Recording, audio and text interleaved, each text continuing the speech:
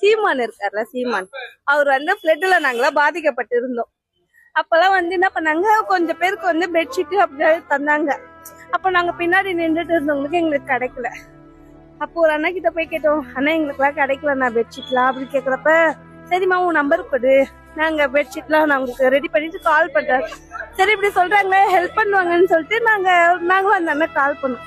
அப்புறம் அந்த அண்ணா சொல்றாரு, ஒரு 10 லேடிஸ கூட்டுவாமா, உங்களுக்கு ஒரு டீம் மாதிரி நம்ம கட்சியில சேருங்க, அப்புறம் உங்களுக்கு என்ன தேவையோ செய்யலாம் அப்படின்னு சொல்றாங்க.